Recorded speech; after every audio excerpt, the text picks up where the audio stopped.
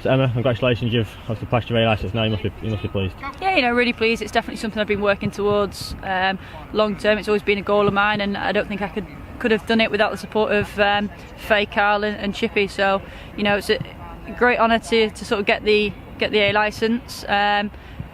Really thankful for the support that they've given me, and you know, I'll make sure that I work really hard and give them that reward back, and make sure that we rebuild the squad and the team to, you know, where we should be at.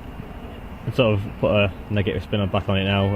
After relegation was confirmed a couple of weeks ago against Notts County. How the squad been? How have you been? How have you sort of regrouping and sort of working towards these last two games? You know, it hurts. I've said that before. It's tough, especially in sort of the manner, you know, bottom league without any points. But I know we're a strong group. We'll make sure we fight in every game, and we take each game as it comes. And you know, the last two games are another 90 minutes of football. And you know, we love football. We still love the game, and we'll make sure that we fight and put everything out there. And you know, hopefully get some points on the board. It says a lot about this squad after been around it today. The spirits are still so high despite the disappointment they've had on the pitch.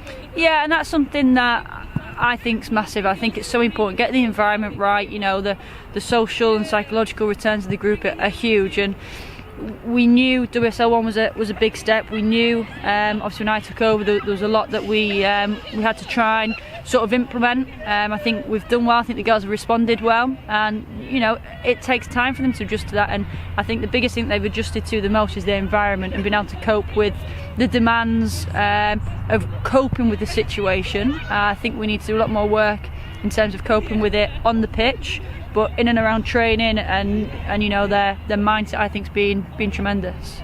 Sort of one common theme in our post-match interviews this season is sort of your comments about how you sort of lacked firepower up front. So one positive, obviously, we've seen this last couple of weeks. Kourtney's back in training. How's she doing? Kourtney's doing great. You know, she's returned to sort of full training, which has been great to see.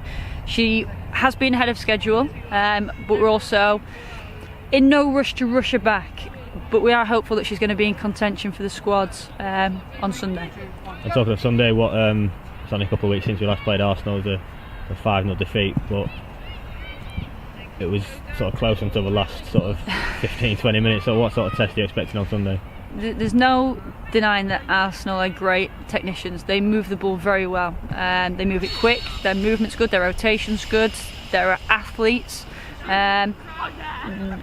They like to go and play through, they like to have the ball.